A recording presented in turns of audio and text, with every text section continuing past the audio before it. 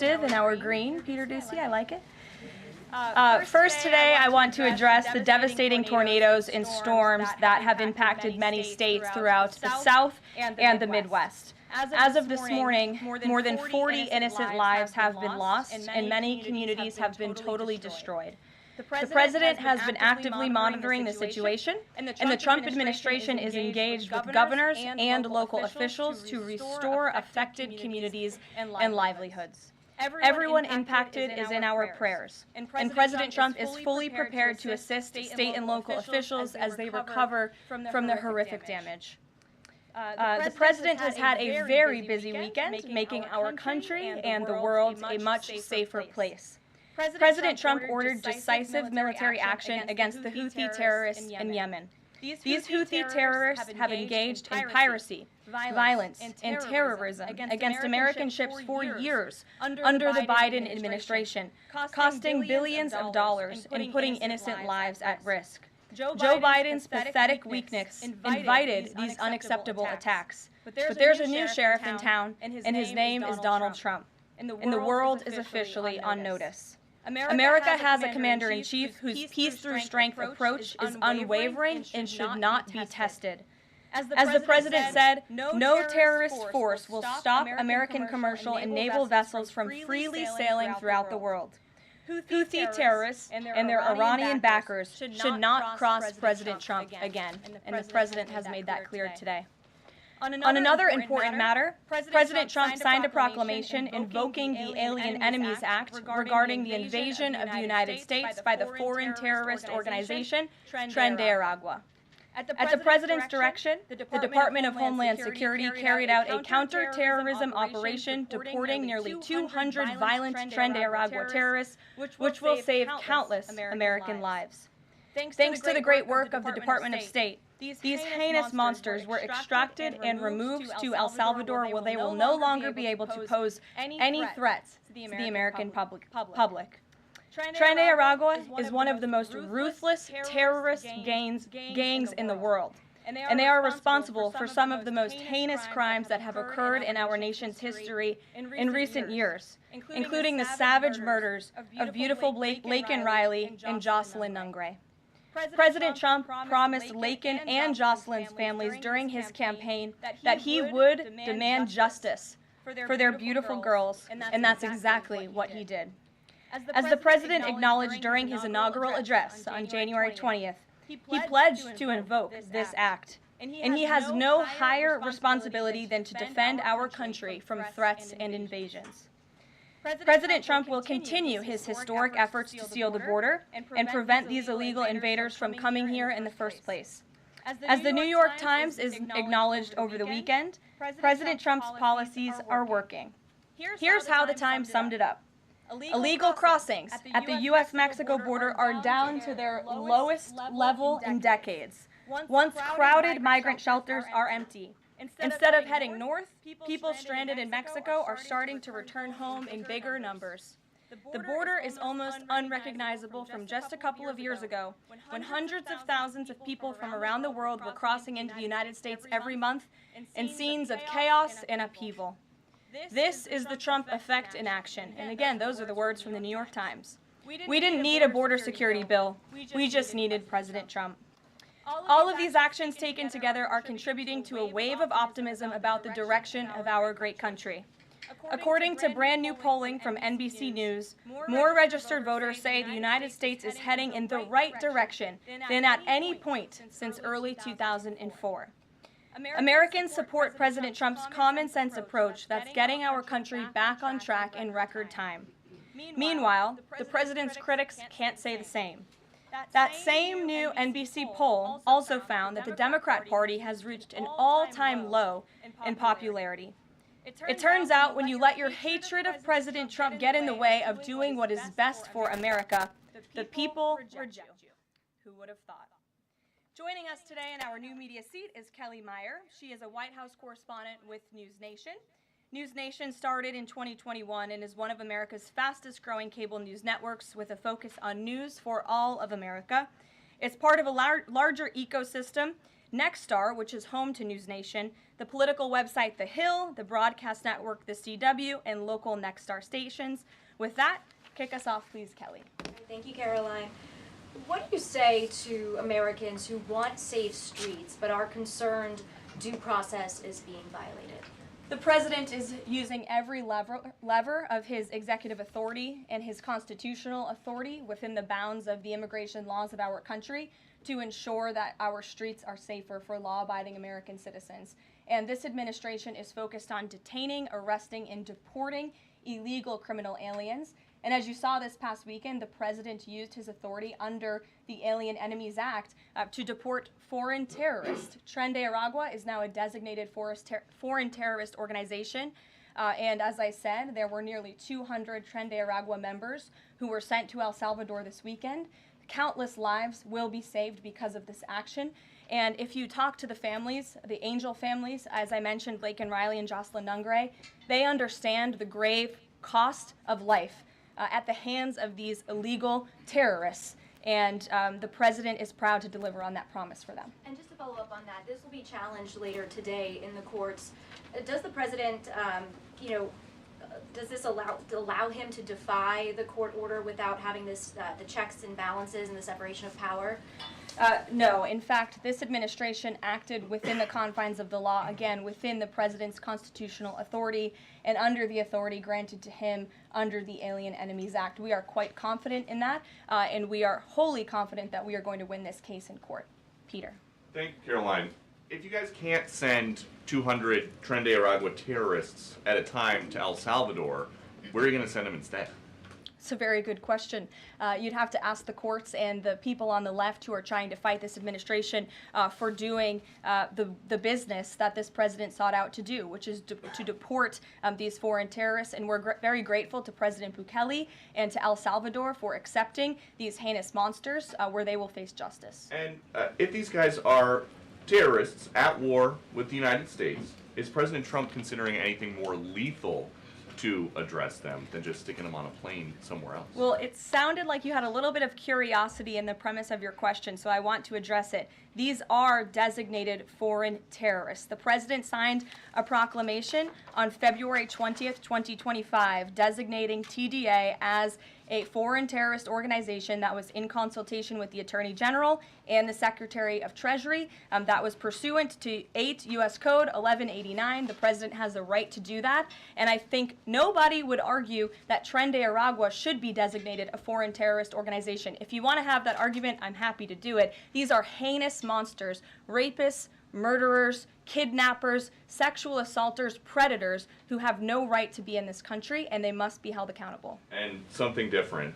There is now a member of the European Parliament from France who does not think the U.S. represents the values of the Statue of Liberty anymore. They want the Statue of Liberty back. So is President Trump going to send the Statue of Liberty back to France? Absolutely not. And my advice to that unnamed low-level French politician would be to remind them that it's only because of the United States of America that the French are not speaking German right now. So they should be very grateful to our great country. Kelly. Is the administration prepared to give the court what it wants in terms of the time of the flights that departed, that went to El Salvador, and some of those details that the judge is asking for in trying to determine the timing? Clearly, the 5 named individuals were not deported in compliance, but looking more broadly, wanting to know about the timing of flights and so forth, because the verbal order did say turn around the flights if there's an issue. So is the administration prepared to provide that information? I'm prepared to provide it right now. All of the planes that were subject to the written order, the judge's written order, took off before the order was entered in the courtroom on Saturday, and the administration will, of course, be happily answering all of those questions that the judge poses in court later today. And for people who have due process questions about making certain that there wasn't anyone who was swept up who did not meet the criteria that you laid out, is there a way for the administration to provide more detail about how that was determined, who the individuals were that met this deportation order. Yes, I can assure the American people that Customs and Border Patrol and ICE and the Department of Homeland Security are sure about the identities of the individuals who were on these planes and the threat that they pose to our homeland. They take this incredibly seriously. They are putting their lives on the line to deport these designated terrorists from our country, and they should be trusted to do that. And that's exactly what the American people elected this president to do. Thanks, Caroline. Just to follow up on that then, so you're saying definitively, that the administration can prove everyone that was put on those flights to El Salvador was either a member of Tren de Agua, MS-13, or some other entity? We've already provided the breakdown in the effort of transparency about the 261 illegal aliens who were deported. 137 of those were deported under the Alien Enemies Act. 101 of those were Venezuelans removed via Title VIII, which, as you know, are just regular immigration proceedings. And 23 of them were MS-13 Salvadorian gang members. There were also 2 MS-13 ringleaders as part of that group of 23 who President Bukele particularly expressed his gratitude for their return so he can demand justice in his home country. Jennifer. Just follow, what criteria, though, other than, say, tattoos or maybe being in the wrong place at the wrong time, are they using to determine that someone is actually a member of one of these organizations?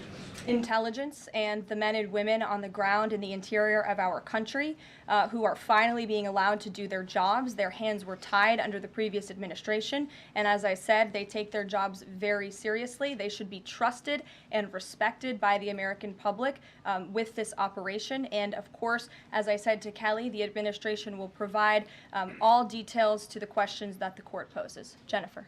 One more follow-up on that. Can you say how much the U.S. is paying El Salvador to imprison these Venezuelans? And then a different question on Russia. I was wondering if you could give us an update on the ceasefire negotiations, and is there anything you can share on the list that Putin passed along to President Trump for the things he's requesting?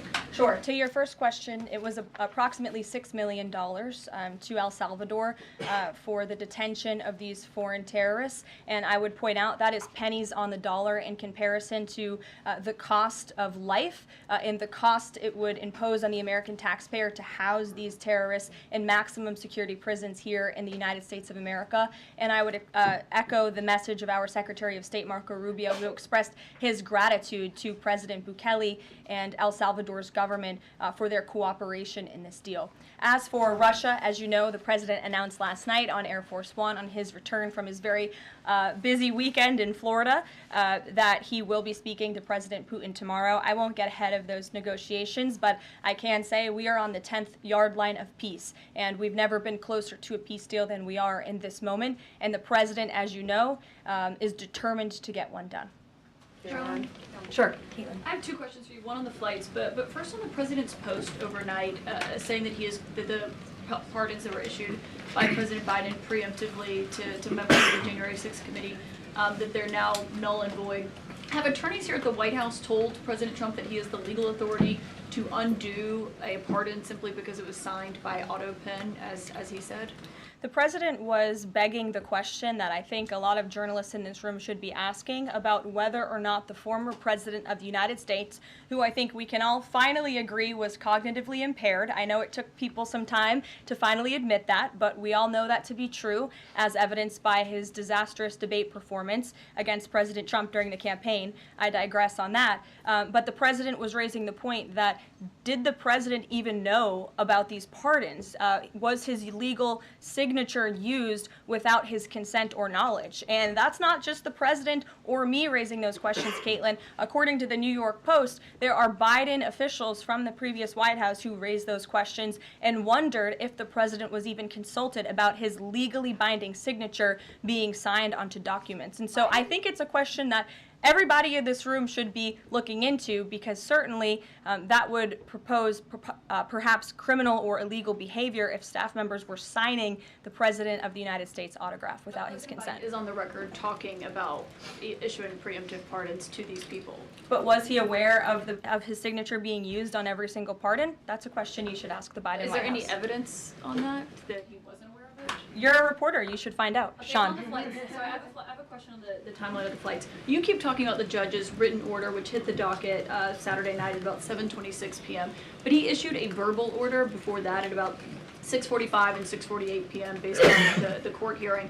A verbal order from the bench. Does the White House feel the need to comply with a verbal order from this judge? Again, as I said, all of the planes subject to the written order of this judge departed U.S. soil, U.S. territory before the judge's written order. But what about the verbal order, which of course carries the same legal weight as a written order, and said for the planes to turn around if they were Well, in the air? there's actually questions about whether a verbal order carries the same weight as a legal order, as a written order, and our lawyers are determined to ask and answer those questions in court. Sean. Hey, so on Friday, the president suggested at length that it should be illegal to criticize judges, but he has repeatedly criticized judges who rule against him, and Elon Musk is calling for impeachment of judges who have opposed the administration. So how are those two things not in conflict? I have not heard the president talk about impeaching judges. I know you mentioned Mr. Musk's tweet, but I have not heard the president of the United States ask that. Mary. Hey, thanks, Caroline. I wanted to ask about this video I saw this morning set to the tune of, I believe, Closing Time, about deportations of illegal migrants. What's the strategy behind the White House's videos they've been putting out on this, and can you kind of talk us through the thinking on these videos? Sure. I think the White House and our entire government clearly is leaning into the message of this president. And we are unafraid to double down and to take responsibility and ownership of the serious decisions that are being made. The president was elected with an overwhelming mandate to launch the largest mass deportation campaign in American history, and that's exactly what he is doing. And to this very day, we are now, I think, 56 or 7 days into the administration by my count. The president still receives an overwhelming public support for the policies that he is enacting. So we are unafraid to message effectively what the president is doing on a daily basis to make our communities safer. And the specific video you referenced, I think it sums up our immigration policy pretty well. You don't have to go home, but you can't stay here. Go ahead. Thanks, Caroline. I have two questions. First, will President Trump put sanctions on Russia if the talks on Tuesday don't go as hoped? And secondly, have any illegal immigrants self-deported through CBP Home yet? To your first question, it's something the president has floated, and certainly he's willing to do if necessary. I don't have anything to read out, and I would never get ahead of the president on such a serious decision. To your second question about the CBP Home app, I would have to check in with the Department of Homeland Security, but it's a great question, and we're very proud to repurpose this app, which the Biden administration abused to facilitate the mass illegal entry of illegal immigrants into our country. It was like a fast pass at Disneyland. That's not happening under this administration. We are encouraging illegal immigrants to actively self-deport to maybe save themselves from being in one of these fun videos. Sure. John, good to see you. Thank you. After President Trump strafe-bombed the Houthis yesterday, he said that if they retaliate, he was going to personally hold Iran accountable for that. Holding them accountable, what would that look like? Well, I would defer you to what the president put out this morning, John, where he said very clearly, I will read it, "Let nobody be fooled. The hundreds of attacks being made by Houthi, the sinister mobsters and thugs based in Yemen, who are hated by the Yemeni people, are all created by Iran. Any further attack or retaliation by the Houthis will be met with great force, and there is no guarantee that the force will stop there. Iran has played the innocent victim of rogue terrorists from which they've lost control, but they haven't lost control. They are dictating every move, giving them the weapons, supplying them with money, and highly sophisticated military equipment, and even so-called intelligence.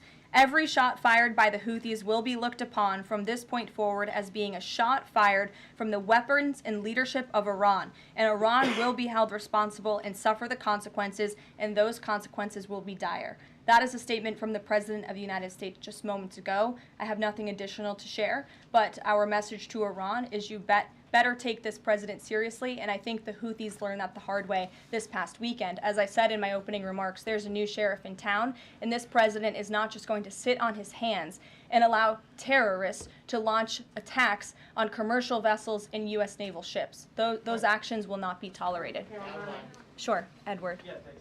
Caroline, on the economy. So after mostly a down week last week in the economy, you've been very vocal as well as other cabinet members about how we're in a transition and about how this economic transition, and there's a plan, a long-term plan for tariffs on this. How concerned is the president that the markets and Americans, for lack of a better term, will freak out over these tariffs and be concerned about a long-term plan? Sure. I think I've been asked this question and answered this question respectfully, Edward.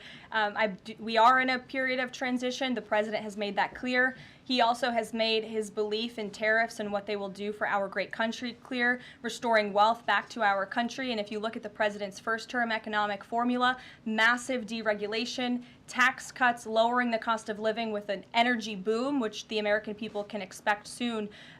Wall Street and Main Street should both be assured by what President Trump did in his first term. It's the exact same formula. In fact, I would argue it's even better this time around. And if you look at some of the economic indicators in the last week, the latest CPI report last week beat expectations. Inflation is cooling. Core inflation dropped for the first time in 4 months. The national average of the price of gas is down 42 cents from 1 year ago. And there was also a new report out this morning about wholesale egg prices. They continue to fall. A dozen eggs are now $3.10 cheaper since January 24th. First, that's a 47% decrease overall. So I think the American people do have great reason to be optimistic about this economy. And as I've said repeatedly, it continues to be true. The administration has a whole of government effort to fix the economic mess created by Biden. So the president's pointed to that April 2nd tariff deadline, so to speak. Is the tariff back and forth sort of done now? We're just all looking towards April 2nd?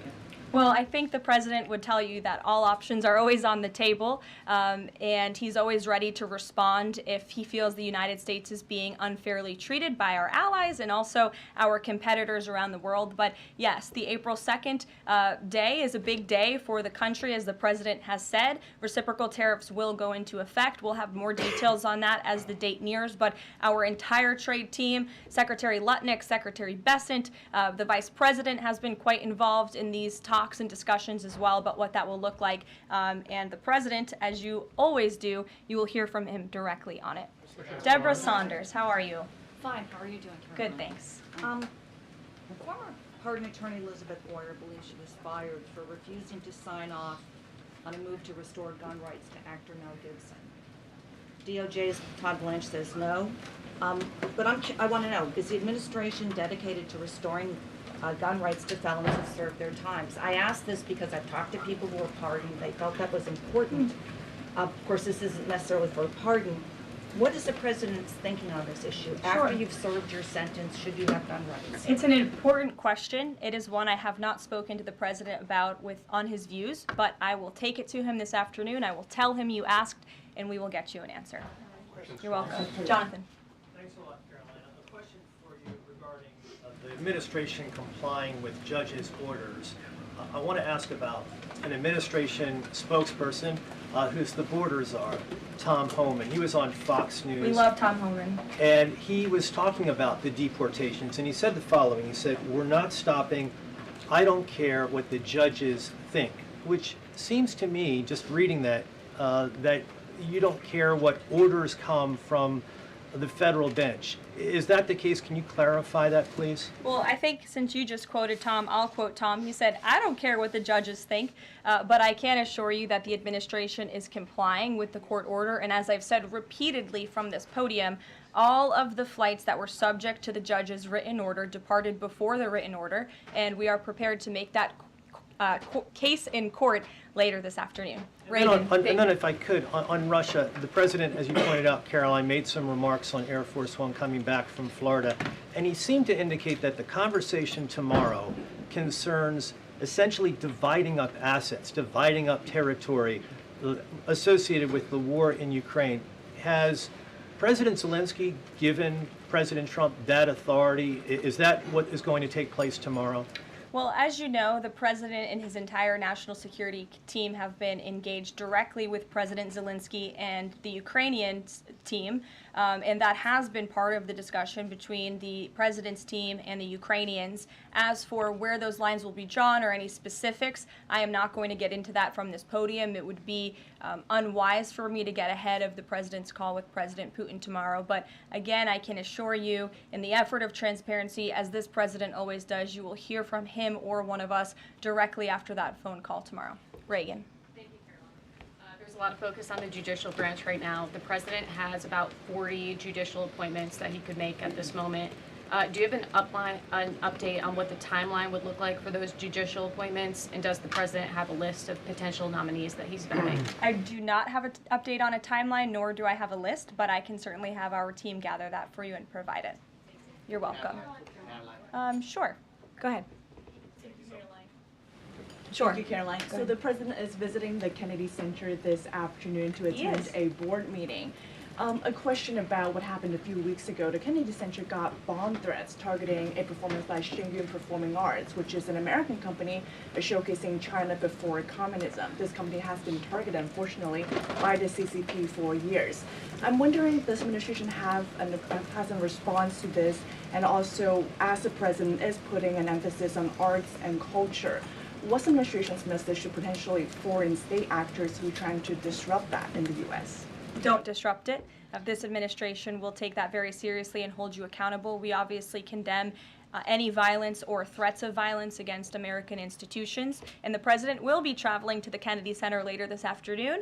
I look forward to going with him. As you know, he is now the chairman of the board of the Kennedy Center, where he hopes to restore arts and culture that embrace American tradition, don't disparage it, as we have unfortunately seen over the past several years. The president will be doing a tour of the center. In his business developer mind, I'm sure he will make some recommendations on how the center itself can be improved, but also we'll be discussing perhaps some future plays and musicals and theatrical programs that the center will be hosting under his new leadership and the board's new leadership. Daniel. Will the president be discussing with Putin tomorrow the future of Volodymyr Zelensky? Sort of a follow-up to John's question. Again, I've been asked and answered this question now. I'm not going to get ahead of the president's discussion tomorrow, but after the phone call takes place, I can certainly provide a readout. Daniel. Caroline, thank you so much. You mentioned earlier in the briefing that you guys are at the 10-yard line of peace. Given the amount of progress that you've made in such a short amount of time, is that an indictment of the previous administration's foreign policy stance, and is it just more proof that you need to talk to people to sort of get things done? I think so. I think the previous administration is the reason this war began. As President Trump often says, this war would have never started if he were still in office. It only started because of the incompetence and the weakness of the previous administration, and President Trump is very proud of the progress that he and his team have made in such a short amount of time, and hopefully tomorrow that progress will move forward. Sure. Thanks. There have been some media reports just in the last few hours that the administration has decided to withdraw from the International Center for the Prosecution of the Crime of Aggression against Ukraine, which is designed to hold Putin accountable for war crimes. Are you able to confirm that? And if that has occurred, why has that occurred? I'm not able to confirm it because I have not heard that. I will caution, I know there have been many inaccurate and misleading reports from Reuters lately, so I would caution anybody taking that seriously, but I can check in and get back to you. Great, thanks, Caroline. Is it the president's belief that the Justice Department should be investigating members of the January 6th Select Committee? Is he directing the DOJ to do that? As the president made it very clear in his address on Friday, I believe some of you were there, I was there, he made his vision for what he would like to see of the Department of Justice very clear, but he said that he has appointed great people in Attorney General Pam Bondi and also in our FBI Director Kash Patel to do what they think is best for our justice system and to stop the weaponization of justice that we saw under the previous administration against not just President Trump but his supporters as well. We want to restore the Department of Justice to an institution that focuses on fighting law and order and crime and putting real criminals behind bars, not targeting Americans because of their religion or their political speech. We saw that under the previous administration, and it's unacceptable to this president. And just to follow up really quickly on just Homan's comments from earlier. A few weeks ago in the Oval Office, the president said he will always abide by the courts. We heard what Tom Homan said earlier today. So I'm only asking just to be clear for the American people. It is the administration's belief that they will that you feel like you are bound to comply by the judge's orders? We are complying with the judge's orders. Question on the storm. Sure. What role does the president see for FEMA with these storms? He's talking about getting rid of FEMA, states handling their own disasters.